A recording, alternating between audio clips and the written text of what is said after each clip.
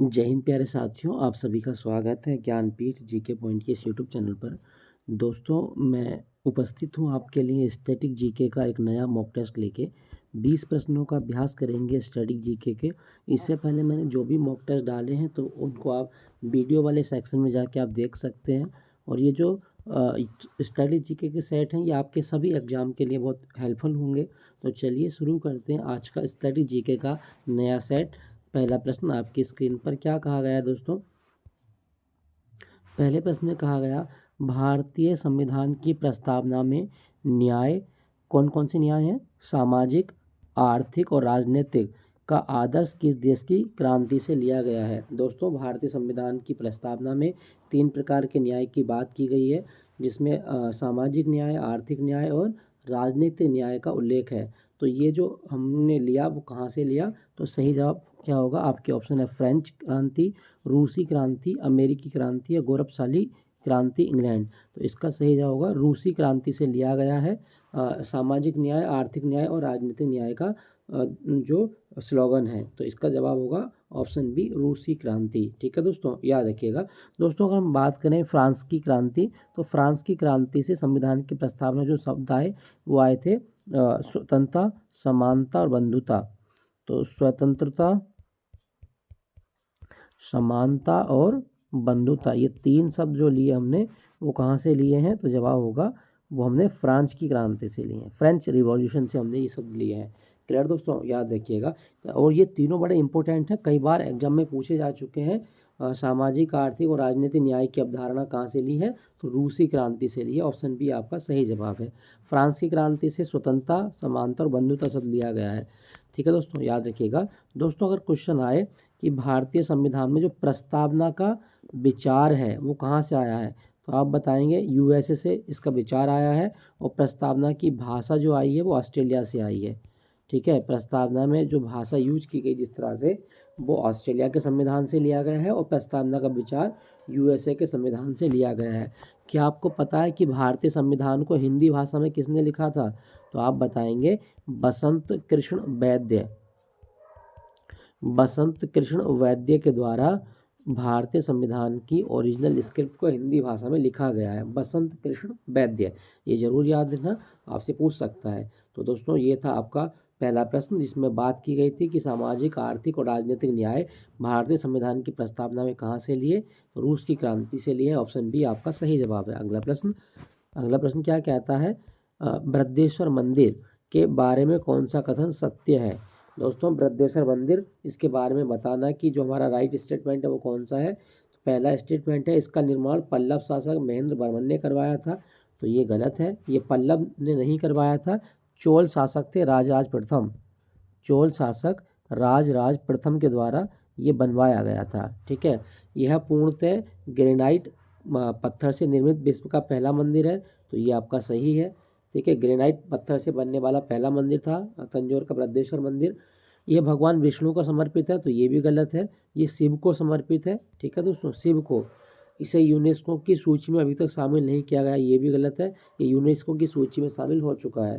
तो दोस्तों, तंजौर का जो बृहदेश्वर मंदिर है ये दुनिया का पहला मंदिर था जो ग्रेनाइट पत्थर से बनाया गया था। यह भगवान शिव को समर्पित है। और मैं आपको बता दूं दोस्तों, जो तंजौर का बृहदेश्वर मंदिर है ना, ये द्रविड़ स्टाइल में बना हुआ है, द्रविड़ शैली में ये बना हुआ है। ठीक है, दक्षिण भारत में जितने भी मंदिर हैं वो सब द्रविड़ शैली के उदाहरण माने जाते हैं। ठीक है दोस्तों, याद रखना, आपसे पूछ सकता है। क्लियर, याद रखेंगे। और मैं आपको बता दूं, द्रविड़ शैली के जो मंदिर होते हैं उनमें गोपुरम होता है, गोपुरम। और गोपुरम क्या है, मंदिरों का प्रवेश द्वार गोपुरम कहलाता है। तो ये जरूर याद रखना, आपसे पूछ सकता है कि गोपुरम क्या है, तो वो प्रवेश द्वार होता है। तो हमसे पूछा गया था कि तंजौर का जो बृहदेश्वर मंदिर है उसके बारे में कौन सा कथन सत्य है। जवाब होगा यह दुनिया का पहला मंदिर है जो ग्रेनाइट से बनाया गया है। ठीक है, लाल ग्रेनाइट इसमें यूज किया गया है। सही जवाब होगा आपका ऑप्शन बी। अगला प्रश्न में क्या कहा गया, गोल्डन राइस किस विटामिन की प्रचुरता के लिए, गोल्डन राइस में किस विटामिन की प्रचुरता के लिए बीटा कैरोटीन जीन डाला गया है। दोस्तों, बीटा कैरोटीन जीन जो है वो कौन से विटामिन की भरपाई करता है, जवाब होगा ऑप्शन ए, विटामिन ए की भरपाई करता है। ठीक है, विटामिन ए। और मैं आपको बता दूं दोस्तों, जो विटामिन ए है ना, इसका जो केमिकल नाम है वो है रेटिनॉल। रेटिनोल, और रेटिनोल शब्द आया रेटिना से। तो ये जो विटामिन है ना, ये मेनली हमारे आइज़ को अच्छे करने के लिए मतलब हेल्पफुल होता है। अगर विटामिन ए की कमी हो जाए तो सबसे पहले हमारी जो आंखें होंगी वो ड्राई हो जाती है, हमको रतौंधी होने लगेगी, निक्टेलोपेज इसको कहा जाता है। तो ये सब आप याद रखना। गोल्डन राइस जो है उसमें अगर बीटा कैरोटीन डाला गया है तो विटामिन ए की भरपाई के लिए वो डाला जाता है। क्लियर, याद रखिएगा। ठीक है दोस्तों, याद रखना। अच्छा, यहाँ पे लिखा गया दोस्तों विटामिन सी। विटामिन सी के बारे में बात करें तो इसको बोला जाता है एस्कॉर्बिक एसिड। और विटामिन सी के बारे में मैं बता दूं दोस्तों, ये एक ऐसा विटामिन है जो आपका वाटर सॉल्युबल होता है, जल घुलनशील विटामिन है।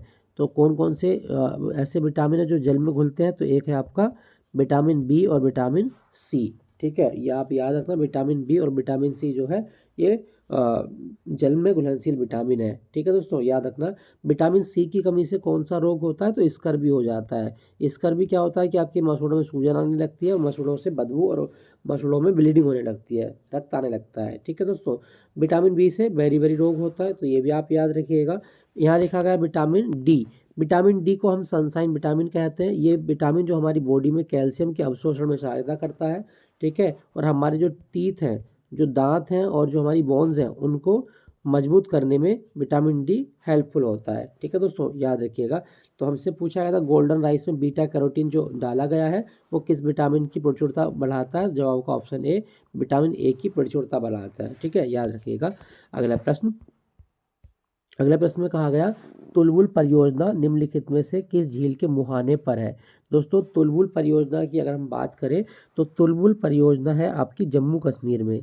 और मैंने आपको बताया भी था कि तुलबुल को पढ़िएगा चुलबुल। अगर कोई व्यक्ति चुलबुल है, चुलबुला टाइप है, तो वो भी आपको झेलना पड़ेगा। ठीक है, झेलना पड़ेगा, तो झेल से याद रखो झेलम नदी। तो तुलबुल परियोजना जम्मू कश्मीर में झेलम नदी पर है। और ये किस झील के मुहाने पर है, तो झेलम नदी से जिस झील का निर्माण है वो है आपकी बूलर झील। तो बूलर झील जो है ये जम्मू कश्मीर में है और इसी झील के मुहाने पर तुलबुल परियोजना का निर्माण किया गया है। ठीक है दोस्तों, ऑप्शन ए आपका सही जवाब होगा तुलबुल। क्लियर। और ये जम्मू कश्मीर में एक जिला है बांदीपोरा, वहाँ पर ये आती है बांदीपोरा सेक्टर में। तो ये भी आप याद रखिएगा। दोस्तों, अगर आपसे पूछा जाए कि अगर हम बात करते हैं जम्मू कश्मीर के बारे में, तो जम्मू कश्मीर में कौन सी मिट्टी होती है, तो आप बताएंगे जम्मू कश्मीर में एक बड़ी फेमस मिट्टी है करेबा। करेबा मिट्टी में किस फसल की खेती होती है, तो आप बताएंगे केसर की। ठीक है, केसर की खेती की जाती है। तो ये आप याद रखना, केसर के बागान होते हैं जिनको करेबास कहा जाता है, और केसर जिस मिट्टी में उगाते हैं उसको करेबा बोलते हैं। क्लियर दोस्तों, याद रखना। तो ये जम्मू कश्मीर की बात हो रही है, तो जम्मू कश्मीर के 3 डांस आप याद रखिएगा। कौन कौन से डांस हैं, एक है आपका रऊफ, एक है आपका हीकत, और एक है आपका दुम्हल, एक है आपका मंदजास। मंदजास। तो ये सारे डांस जो है वो जम्मू कश्मीर के डांस हैं। रऊफ, हीकत, दुम्हल और मंदजास, ये भी आप याद रखेंगे अपने एग्जाम के लिए। ठीक है दोस्तों, हमसे पूछा गया था तुलबुल परियोजना, तो वो बूलर झील पर है। ठीक है, अगला प्रश्न की बात करते हैं। अगला प्रश्न क्या कहता है, क्वेश्चन संख्या 5, भारत के किस राज्य में फुमड़ी नामक तैरते घास के द्वीप पाए जाते हैं। दोस्तों, फुमड़ी टीले होते हैं और यहाँ पे घास पाई जाती है। तो हमें बताना है कहाँ पर। तो जब भी हम बात करते हैं तैरती झील के बारे में, तैरते नेशनल पार्क के बारे में, तो एक राज्य बड़ा फेमस है, और वो कौन सा है, आपके ऑप्शन है असम, मणिपुर, ओडिशा या केरल। सही जवाब होगा आपका ऑप्शन बी, मणिपुर। मणिपुर राज्य में एक झील है लोकटक झील। लोकटक झील। और लोकटक झील जो है ना, इस झील में घास के टीले पाए जाते हैं, जिनको हम क्या बोलते हैं, फुमड़ी बोलते हैं। ठीक है, तो फुमड़ी जो है वो आपके जो टीले हैं घास के, जो द्वीप है, वो लोकटक झील पर पाए जाते हैं। और लोकटक झील पर एक नेशनल पार्क भी है, जो दुनिया का एकमात्र तैरता नेशनल पार्क है, वह कैबुल लामजाओ। तो कैबुल लामजाओ नेशनल पार्क ये जम्मू कहाँ पर है, मणिपुर में। और ये दुनिया का एकमात्र तैरता राष्ट्रीय उद्यान है। ठीक है दोस्तों, याद रखना मणिपुर। क्लियर, याद रखेंगे। क्या आपको पता है दोस्तों, मणिपुर में जो स्टेट एनिमल है वो क्या है, तो आप बताएंगे संगई। संगई एक हिरन होता है जो मणिपुर का राजकीय पशु माना गया है। और मैं आपको बता दूं कि मणिपुर का एक त्यौहार भी है, वो है आपका लाई हरोबा। त्यौहार ये नहीं, एक डांस है लाई हरोबा डांस। ठीक है, याद रखिएगा लाई हरोबा, ये पूछा जाता है। तो फुमड़ी कहाँ पाए जाते हैं, फुमड़ी मणिपुर में पाए जाते हैं। क्लियर, याद रखिएगा। दोस्तों, अगर आपसे मैं पूछूं कि क्या भारत में बुग्याल घास के मैदान पाए जाते हैं, कहाँ पाए जाते हैं? तो बुग्याल घास के मैदान पाए जाते हैं उत्तराखंड में। बुग्याल घास के मैदान उत्तराखंड। इसके अलावा अगर आपसे पूछे कि बन्नी घास के मैदान भी भारत में होते हैं, बन्नी, तो बन्नी घास के मैदान कहाँ पाए जाते हैं? गुजरात में और राजस्थान में। गुजरात और राजस्थान में बन्नी घास के मैदान पाए जाते हैं, तो ये भी आप याद रखना, आपसे पूछ सकता है, ठीक है। बाकी खजियार भी होते हैं हिमाचल प्रदेश में, 16 घास के मैदान होते हैं पश्चिमी घाट पर। तो हमसे क्वेश्चन में पूछा गया था फुमड़ी द्वीप कहाँ होते हैं? मणिपुर में। अगले प्रश्न की बात करते हैं।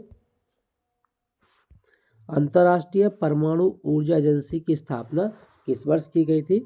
दोस्तों, अंतर्राष्ट्रीय परमाणु ऊर्जा एजेंसी की अगर हम बात करते हैं तो ये 29 जुलाई 1957 को इसकी स्थापना की गई। सही जवाब होगा आपका ऑप्शन बी, 29 जुलाई 1957। और अंतर्राष्ट्रीय परमाणु ऊर्जा एजेंसी का मुख्यालय कहाँ पर है? तो ऑस्ट्रिया की राजधानी वियना में है, ठीक है। वियना में एक मुख्यालय और है, ओपेक का मुख्यालय। तो ओपेक का मुख्यालय भी वियना में है, क्लियर, याद रखिएगा। अगले प्रश्न में क्या कहा गया? The philosophy of bomb, the philosophy of bomb नामक प्रसिद्ध लेख किसने लिखा है? दोस्तों, द फिलोसॉफी ऑफ बॉम्ब लिखा किसने? आपके ऑप्शन है भगत सिंह, भगवती चरण बोरा, चंद्रशेखर आजाद या सुखदेव। सही जवाब होगा आपका ऑप्शन बी, भगवती चरण बोरा के द्वारा the philosophy of bomb thesis लिखा, मतलब प्रसिद्ध लेख लिखा गया है। ऑप्शन बी आपका सही जवाब है, ठीक है दोस्तों यहाँ पे लिखा गया है आपका भगत सिंह। अगर आपके एग्जाम में कभी क्वेश्चन आए भगत सिंह के बारे में तो आप याद रखिएगा, इनकी एक आत्मकथा है why I am atheist. Why I am atheist, ये किसकी आत्मकथा है? तो आप बताएंगे भगत सिंह की आत्मकथा है why I am atheist, clear, याद रखिएगा। और मैं आपको बता दूं कि जो भगत सिंह है इनको फांसी कब हुई थी? तो 23 मार्च 1931 को भगत सिंह को फांसी भी हुई थी, 23 मार्च 1931, क्लियर, ये भी आप याद रखिएगा। प्रश्न में पूछा गया था कि द फिलोसॉफी ऑफ बॉम्ब किसने लिखा? जवाब होगा भगवती चरण बोरा के द्वारा लिखा गया है। क्वेश्चन संख्या 9 की तरफ चलते हैं। क्वेश्चन संख्या 9 में क्या कहा गया है दोस्तों? निम्नलिखित में से कौन सी महासागरीय धारा एक ठंडी धारा नहीं है? ये हमसे पूछा गया है, तो कौन सी नहीं है? बेंगुला की धारा ठंडी धारा है, तो ये बिल्कुल सही है, बेंगुला की धारा ठंडी जलधारा है। ओयासियो की धारा ठंडी जलधारा है, और इसके साथ साथ किनारी की धारा आपकी ठंडी जलधारा है। लेकिन अगुलहास की जलधारा ये आपकी गर्म जलधारा है, तो ये आप याद रखना, ये गर्म जलधारा है। और ये हिंद महासागर की धारा है जो अफ्रीका के पूर्वी तट पर बहती है, ठीक है। तो जवाब होगा अगुलहास की धारा जो है वो गर्म जलधारा है, ना कि ठंडी जलधारा, क्लियर, याद रखिएगा। और ये हिंद महासागर की है, ये जरूर याद रखना, ये पश्चिमी हिंद महासागर की जलधारा है, ठीक है दोस्तों, याद रखेंगे। दोस्तों, इससे भी इम्पोर्टेंट चीज़ मैं आपको बताता हूँ। क्या आपको पता है कि यूरोप का कंबल कौन सी जलधारा को कहा जाता है? यूरोप का कंबल, यूरोप का कंबल किसे कहा गया है? तो एक महासागरीय जलधारा है जिसका नाम है गल्फ स्ट्रीम। तो गल्फ स्ट्रीम को यूरोप का कंबल कहा जाता है, ठीक है दोस्तों, याद रखना। क्यों कहा जाता है? क्योंकि ये जो गल्फ स्ट्रीम है ना, वो अटलांटिक से उठती है और यूरोप पहुंचती है, और इस जलधारा में जो है वो मतलब हीट होती है, और हीट होने से क्या होता है कि ये जो यूरोप में जब ठंड पड़ती है तो वहाँ पे एक तरीके से मौसम को गर्म कर देती है, तो इसीलिए इसको कहा गया यूरोप का कंबल, गल्फ स्ट्रीम को, ठीक है दोस्तों, याद रखिएगा। गल्फ स्ट्रीम जो है वो आपका यूरोप का कंबल कहलाती है। हमसे प्रश्न में पूछा गया था कि ठंडी जलधारा कौन सी नहीं है? तो अगुलहास की जलधारा गर्म जलधारा है, ठीक है दोस्तों, याद रखिएगा। अगला प्रश्न क्या कहा गया? बौद्ध धर्म की चौथी संगति किसके काल में हुई थी? तो हमें बताना है बौद्ध धर्म में जो चौथी बुद्धिस्ट काउंसिल हुई, फोर्थ बुद्धिस्ट काउंसिल, वो कहाँ हुई थी? तो पहले तो आप जान लो कि जो चौथी बौद्ध काउंसिल हुई है वो कहाँ हुई? तो वो हुई थी कुंडलवन में। कुंडलवन कहाँ पर है? तो कश्मीर में है, ठीक है, कुंडलवन कश्मीर। और मैं बता दूं कि किसके टाइम में हुई थी? कनिष्क के टाइम में हुई थी, कनिष्क के टाइम में हुई। और इसके अध्यक्ष कौन थे? वसुमित्र थे, वसुमित्र। और इस चौथी बौद्ध परिषद में बौद्ध धर्म दो शाखाओं में विभाजित हो जाता है, एक हीनयान और दूसरी महायान। तो बौद्ध धर्म का जो विभाजन हुआ वो चौथी बौद्ध परिषद के दौरान हुआ था। बौद्ध धर्म हीनयान और महायान नामक दो शाखा में विभाजित हो गया था। तो इसका सही जवाब क्या होगा? कनिष्क के टाइम में चौथी बौद्ध काउंसिल का आयोजन किया गया था। और मैं आपको बता दूं दोस्तों कि जो चौथी बौद्ध परिषद हुई थी, यहाँ पर एक ग्रंथ भी लिखा गया जिसका नाम था महाविभाषा। महाविभाषा ग्रंथ ये बौद्ध के मतलब बौद्ध धर्म का ग्रंथ है और ये चौथी बौद्ध परिषद में लिखा गया था, महाविभाषा। प्रश्न में पूछा गया था कि किसके शासनकाल में चौथी बौद्ध परिषद हुई थी। ऑप्शन होगा डी, कनिष्क। ठीक है, कनिष्क वही व्यक्ति है जिसको दूसरा अशोक भी कहा गया है। कुषाण वंश का राजा है कनिष्क और इसका सबसे इम्पोर्टेंट काम क्या था, तो इसने 78 ईस्वी में शक संवत की शुरुआत की थी। तो 78 AD में शक संवत किसने चलाया था, तो आप बताएंगे कनिष्क के द्वारा शक संवत की शुरुआत की गई थी। क्लियर, याद रखेंगे। अगला प्रश्न, बुल और बियर के अलावा शेयर मार्केट में लैम डक शब्द का प्रयोग किसके लिए किया जाता है। दोस्तों देखो, पहले तो आप जान लो बुल क्या होता है। बुल, अगर हम शेयर मार्केट की बात करते हैं, बुल देखो जब शेयर की कीमतें ऊपर बढ़ती हैं तो इसको कहा जाता है मार्केट बुलिश है, बुल है। ठीक है, और जब शेयर की जो कीमतें होंगी वो डाउनफॉल होगा उनमें, तो ये बियर है। मतलब शेयर का गिरना क्या है, वो है आपका बियर, और शेयर का ऊपर उठना वो है आपका बुल। और इसके अलावा हम बात करें लैम डक की, तो लैम डक जो है वो उस व्यक्ति को बोलते हैं जो घाटे में चल रहा होता है। तो इसका सही जवाब क्या होगा, घाटे में चल रहा दलाल वो लैम डक कहलाता है। डक माने शून्य होता है। ठीक है, अगर कोई दलाल है और घाटे में चल रहा है तो उसको लैम डक बोलते हैं। क्लियर, याद रखिएगा। दोस्तों इससे भी इम्पोर्टेंट प्रश्न मैं आपको बताता हूँ। क्या आपको पता है कि भारत में दलाल स्ट्रीट क्या है। तो दलाल स्ट्रीट वो जगह है जहाँ पर शेयर बेचने और खरीदने का काम बहुत पुराने टाइम से चला आ रहा है, कई सौ सालों चला आ रहा है। तो दलाल स्ट्रीट ये कहाँ पर है, मुंबई में है। मुंबई में आपसे कई बार पूछता है दलाल स्ट्रीट कहाँ पर है, मुंबई में। और दलाल स्ट्रीट के पास में बॉम्बे स्टॉक एक्सचेंज का मुख्यालय भी है। ठीक है, ये भी आप याद रखिएगा। तो हमसे प्रश्न में पूछा गया था बुल और बेयर के अलावा लैम डक वो घाटे में चल रहे दलाल को कहा जाता है। क्लियर दोस्तों, याद रखिएगा। चलिए अगले प्रश्न की ओर बात करते हैं। अगला प्रश्न, ग्रैंड कैनियन किस नदी द्वारा निर्मित एक प्रमुख भू आकृति है। ऑप्शन है मिसिसिपी, कोलोराडो और अमेजन या नील नदी। दोस्तों ग्रैंड कैनियन की अगर हम बात करें ना, तो एक तरीके की ये खाई मान सकते हैं, है ना, खाई मान सकते हैं या भ्रंश घाटी मान सकते हैं। ठीक है, तो और ये कौन सी नदी बनाती है, तो आपका जवाब होगा कोलोराडो नदी बनाती है। ग्रैंड कैनियन एक प्रकार की खाई है जो कोलोराडो नदी के द्वारा बनाई जाती है। ठीक है दोस्तों, याद रखना। कोलोराडो पठार को काटकर कोलोराडो पठार को काटकर जो नदी है ना, वो एक बहुत गहरी और संकरी खाई बनाती है, इसको ग्रैंड कैनियन कहा जाता है। ठीक है दोस्तों, याद रखना। और ये कहाँ पे बनता है, तो ये अमेरिका की बात हो रही है, अमेरिका की बात हो रही है, आप याद रखें। दोस्तों यहाँ पे लिखा गया है मिसिसिपी। मिसिसिपी दुनिया की वो नदी है जो पक्षी के पंजे के आकार का डेल्टा बनाती है, पंजे के आकार का डेल्टा बनाती है। तो ठीक है दोस्तों, याद रखना। पक्षी के पंजे के आकार का डेल्टा कौन सी नदी बनाती है, तो आप बताएंगे मिसिसिपी बनाती है। क्लियर, याद रखें। यहाँ पे लिखा गया अमेजन। अमेजन दुनिया की सबसे चौड़ी नदी है, तो ये भी आप याद रखना। दुनिया की सबसे चौड़ी नदी कौन सी है, तो आप बताएंगे अमेजन है। दुनिया की सबसे चौड़ी नदी अमेजन। क्लियर, याद रखेंगे। तो ये आप याद रखना, दुनिया की सबसे चौड़ी नदी वो है अमेजन। दुनिया की सबसे बड़ी नदी पूछेगा तो वो नील नदी है। ठीक है, नील नदी जो है इसको मिस्र का वरदान भी कहा जाता है। क्लियर, याद रखेंगे। अच्छा, अगर आपसे मैं एक क्वेश्चन और पूछ लूँ कि आप बताओ कि अमेरिका और कनाडा की सीमा पर कौन सी नदी बहती है। अमेरिका और कनाडा की सीमा कौन सी नदी बनाती है, तो आप क्या बताएंगे, तो आप बताएंगे अमेरिका और कनाडा की सीमा पर एक नदी बहती है जिसका नाम है सेंट लॉरेंस नदी। सेंट लॉरेंस नदी ये अमेरिका और कनाडा की सीमा बनाती है। ठीक है दोस्तों, याद रखना, आपसे पूछ सकता है। तो हमसे पूछा था प्रश्न में ग्रैंड कैनियन जो आकृति है वो कौन सी नदी बनाती है, जवाब होगा कोलोराडो नदी बनाती है। अगला प्रश्न की बात करते हैं। अगले प्रश्न में कहा गया भारतीय संविधान का अनुच्छेद 360 किससे संबंधित है। दोस्तों भारतीय संविधान का अनुच्छेद 360 जो है ना, वो वित्तीय आपातकाल से संबंधित है। ऑप्शन सी आपका सही जवाब, वित्तीय आपातकाल। क्या आपको पता है कि किस देश के संविधान से ये वित्तीय आपातकाल का प्रावधान आया है, तो आप बताएंगे कि वित्तीय आपातकाल जर्मनी के बीमर संविधान से लिया गया है। बीमर, ठीक है, बीमर संविधान से लिया गया है। तो ये आप जरूर याद रखना। जर्मनी का बीमर संविधान जो है यहाँ से वित्तीय आपातकाल लिया गया है और ये अनुच्छेद 360 में वर्णित है। क्लियर दोस्तों, याद रखिएगा। दोस्तों अगर हम बात करें संविधान संशोधन हम कहाँ से लिया, तो संविधान संशोधन लिया है हमने अफ्रीका से, दक्षिण अफ्रीका से संविधान संशोधन की प्रक्रिया ली गई है और आर्टिकल 368 में संविधान संशोधन की प्रक्रिया का उल्लेख किया गया है। ठीक है दोस्तों, याद रखिएगा। दोस्तों अगर आपसे पूछा जाए कि भारतीय संविधान को अंग्रेजी भाषा में किसने लिखा, तो आप बताएंगे प्रेम बिहारी नारायण रायजादा।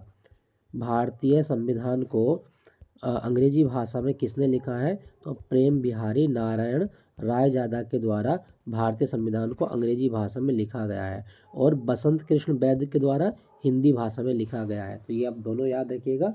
ठीक है, हमसे अनुच्छेद 360 पूछा गया था, वित्तीय आपातकाल का इसमें उल्लेख है और ये जर्मनी से लिया गया है। अगला प्रश्न, क्वेश्चन संख्या 13 क्या कहता है, कुंभ मेले को यूनेस्को की अमूर्त सूची में किस बार शामिल किया गया था। दोस्तों कुंभ की बात करें तो कुंभ भारत में 4 स्थान पर लगता है, प्रयागराज, हरिद्वार, नासिक और उज्जैन। ठीक है, तो ये 4 स्थानों पर लगता है। 2017 में कुंभ को यूनेस्को की अमूर्त सूची में शामिल किया गया था। ऑप्शन आपका बी सही है, 2017। क्लियर, याद रखिएगा। प्रयागराज, हरिद्वार, नासिक और उज्जैन यहाँ पे लगता है आपका कुंभ का मेला। अगले प्रश्न की बात करते हैं, क्या बोला गया, सार्गेसो सागर किस महासागर का हिस्सा है। दोस्तों सार्गेसो सागर की अगर बात करें तो दुनिया का एक ऐसा महासागर है जिसकी कोई भी कोस्ट लाइन नहीं है। ठीक है, कोई भी कोस्ट लाइन नहीं है, कोई तटरेखा नहीं है। क्यों नहीं है, क्योंकि ये जो सार्गेसो सागर बनता है वो समुद्री जलधाराओं के घिरने से बना हुआ है। जैसे फॉर एग्जांपल मान लीजिए कि ये आपका सार्गेसो सागर है, तो इसके पश्चिम में है गल्फ स्ट्रीम। ठीक है, इधर है आपकी किनारे की धारा, किनारे की धारा, यहाँ पर है उत्तरी अटलांटिक जलधारा, उत्तरी अटलांटिक जलधारा, और यहाँ भी है आपकी उत्तरी अटलांटिक जलधारा। ठीक है, तो ये आप सॉरी भूमध्य रेखीय जलधारा। तो ये एक ऐसा समुद्र है जो आपके चारों ओर से जो आप जलधारा है उनसे घिरा हुआ है और इसकी कोई भी कोस्ट लाइन नहीं है। ठीक है दोस्तों, और ये कहाँ पर स्थित है, तो ये हमारा उत्तरी अटलांटिक महासागर में स्थित है। हमसे वही पूछा गया था कि किसका हिस्सा है, तो जवाब होगा उत्तरी अटलांटिक महासागर का हिस्सा है। और दोस्तों सार्गेसो सागर का नाम सार्गेसो क्यों रखा गया, तो एक घास होती है जिसका नाम है सरगासम। सरगासम घास पाए जाने के कारण इसका नाम सार्गेसो सागर रखा गया है। ठीक है दोस्तों, सार्गेसो सागर सरगासम घास के नाम पर रखा गया। क्लियर, याद रखिएगा। तो हमसे पूछा गया था कि सार्गासो सागर किस महासागर का हिस्सा है, जवाब होगा उत्तरी अटलांटिक महासागर का हिस्सा है। ठीक है, ऑप्शन ए आपका सही जवाब है। अगले प्रश्न की बात करते हैं। अगले प्रश्न में क्या कहा गया, भारत में प्रथम जनगणना 1872 में किसके कार्यकाल में हुई थी। दोस्तों भारत में जो पहली जनगणना हुई 1872 में हुई और ये जनगणना की एक शुरुआत मानी जाती है, तो ये लॉर्ड मेयो के टाइम में हुई थी। ऑप्शन बी आपका सही जवाब है, लॉर्ड मेयो के काल में भारत में प्रथम जनगणना करवाई गई थी। क्या ये व्यवस्थित या सुनियोजित थी, तो नहीं। हमारे देश में व्यवस्थित जनगणना की शुरुआत लॉर्ड रिपन ने कराई थी और लॉर्ड रिपन के द्वारा व्यवस्थित जनगणना की शुरुआत हुई और 10 वर्ष के अंतराल पर भारत में जनगणना करवाई जाने लगी। ठीक है, तो ये आप याद रखना, व्यवस्थित जनगणना की शुरुआत वो लॉर्ड रिपन ने कराई, लेकिन जनगणना की शुरुआत जो हुई थी वो लॉर्ड मेयो के काल में हुई थी। ठीक है दोस्तों, याद रखिएगा। अगला प्रश्न, अगले प्रश्न की बात करते हैं, कोलेरू झील किन दो नदियों के डेल्टा के बीच है। दोस्तों कोलेरू झील की बात अगर हम करें तो ये हमारा उस राज्य में है जो भाषा के आधार पर सबसे पहली बार गठित हुआ था। तो सोचो कौन सा राज्य है, तो जवाब होगा आंध्र प्रदेश में स्थित है कोलेरू झील, आंध्र प्रदेश। और ये कौन कौन सी नदियों के डेल्टा पर है, तो गोदावरी और कृष्णा नदी के डेल्टा पर है। ठीक है, गोदावरी और कृष्णा नदी के डेल्टा पर कोलेरू झील का निर्माण किया गया है। और ये जो डेल्टा है ना, कृष्णा और गोदावरी डेल्टा, ये गैस और तेल के भंडार के लिए जाना जाता है। गैस और तेल के भंडार यहाँ पाए जाने की संभावना है, तो ये भी आप याद रखना। और यहाँ पर कौन से खेती होती है किस फसल की, तो वह चावल। कृष्णा गोदावरी डेल्टा पर चावल की खेती बहुत की जाती है और यहाँ की मिट्टी और यहाँ की जो जलवायु दशाएं हैं वो चावल की खेती के लिए बहुत ज़्यादा उपयुक्त है। ठीक है, याद रखिएगा कृष्णा गोदावरी। दोस्तों अगर आपसे पूछा जाए कि दक्षिण भारत की सबसे लंबी नदी कौन सी है, तो आप बताएंगे गोदावरी नदी। ये दक्षिण भारत की सबसे लंबी नदी है और गोदावरी की 3 सहायक नदी आप याद रखना, बेनगंगा, पेनगंगा और बर्धा। बेनगंगा, पेनगंगा और बर्धा ये किसकी सहायक नदी है? तो आप बताएंगे तो ये गोदावरी की सहायक नदी है। कृष्णा की बात करें तो मूसी नदी इसकी सहायक नदी है। तुंगभद्रा कृष्णा की सहायक नदी है, तो ये आप याद रखना। भीमा कृष्णा की सहायक नदी है, तो ये सब आप याद रखना। मूसी, तुंगभद्रा और भीमा ये कृष्णा की सहायक नदियाँ मानी गई है। क्लियर, याद रखना। प्रश्न में पूछा गया था कोलेरू झील, तो गोदावरी और कृष्णा के डेल्टा पर बनी हुई है। अगले प्रश्न की बात करते हैं। अगला प्रश्न में पूछा गया है विश्व बौद्धिक संपदा संगठन का मुख्यालय कहाँ पर है? जवाब होगा बीपो का मुख्यालय जिनेवा में। ऑप्शन आपका बी सही है, जेनेवा। और जेनेवा में एक मुख्यालय और WHO का। ठीक है, विश्व व्यापार संगठन का मुख्यालय भी जेनेवा में है। क्लियर। अगले प्रश्न की बात करते हैं दोस्तों। पेरिस में किसका मुख्यालय? यूनेस्को का मुख्यालय पेरिस में है, यूनेस्को। अगला प्रश्न क्या कहा गया? इल्बर्ट बिल विवाद किस वायसराय के काल में आया था? तो दोस्तों इल्बर्ट बिल की बात करें, देखो इल्बर्ट बिल था क्या?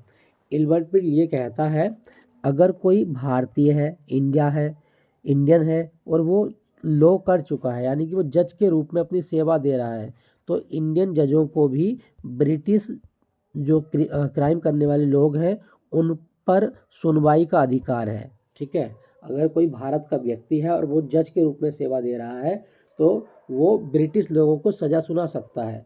ये था इल्बर्ट बिल। लेकिन अब होता क्या है? होता यह है कि जो अंग्रेज़ लोग थे उन्होंने इस बिल का किया विरोध। रीज़न क्या था? क्योंकि भारत गुलाम है और अंग्रेज़ों का तर्क था कि गुलाम देश के लोग हमको सज़ा सुनाएंगे या वो जज के रूप में अपनी सेवा देंगे, तो ये हम कतई भी स्वीकार नहीं करेंगे। ठीक है,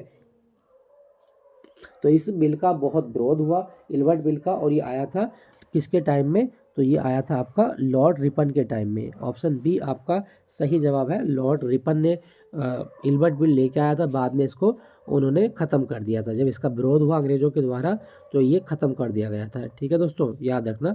तो ये इल्बर्ट बिल विवाद 1883 में लॉर्ड रिपन के काल में आया था। अगले प्रश्न की बात करते हैं। भारतीय संविधान की किस अनुसूची में नगर पालिकाओं की शक्तियों का वर्णन है? दोस्तों हमारे संविधान में 12 अनुसूचियां हैं और 12वीं अनुसूची जो है वो नगर पालिकाओं की शक्तियों का वर्णन करती है। ऑप्शन डी आपका सही जवाब होगा। ऑप्शन डी 12वीं अनुसूची। दोस्तों क्या आपको पता है भारत में प्रथम नगर निगम कौन सा था? तो दोस्तों भारत में पहला नगर निगम जो बना वो मद्रास में बना था, मद्रास। और इसकी स्थापना कब हुई? तो 1688 ईस्वी में मद्रास नगर निगम की स्थापना की गई थी। तो ये आप याद रखना, आपसे पूछ सकता है। क्लियर दोस्तों, याद रखिएगा। अगले प्रश्न की बात करते हैं। अगला और अंतिम प्रश्न क्या कहता है? A brief history of time पुस्तक के लेखक कौन है? तो दोस्तों a brief history of time जो पुस्तक है ना, ये किसने लिखी? आपके ऑप्शन है आइजक न्यूटन, अल्बर्ट आइंस्टीन, या और कौन से ऑप्शन है आपके स्टीफन हॉकिंग या टेस्ला। तो मैं आपको बता दूं दोस्तों, ये जो ब्रीफ हिस्ट्री ऑफ टाइम है ये आत्मकथा है किसकी? स्टीफन हॉकिंग की। स्टीफन हॉकिंग की आत्मकथा है। और स्टीफन हॉकिंग वही है जो खगोल शास्त्र के लिए जाने जाते हैं। ठीक है दोस्तों, याद रखिएगा। तो इसका सही जवाब है स्टीफन हॉकिंग। तो दोस्तों ये था आज का मॉक टेस्ट, 20 प्रश्नों का अभ्यास हमने किया। आई होप ये सेशन आपको अच्छा लगा होगा। अच्छा लगा तो लाइक कीजिएगा और अपने दोस्तों के साथ में शेयर कीजिएगा। क्लास थोड़ी सी लंबी हो गई है क्योंकि कुछ एक्स्ट्रा चीज़ें बतानी पड़ गई मुझे। कोई नहीं, आप इनको एंजॉय कीजिएगा। फिर मिलूंगा UP GK और ज्योग्राफी के मॉक टेस्ट के साथ। Thank you for watching Jnanpith GK point.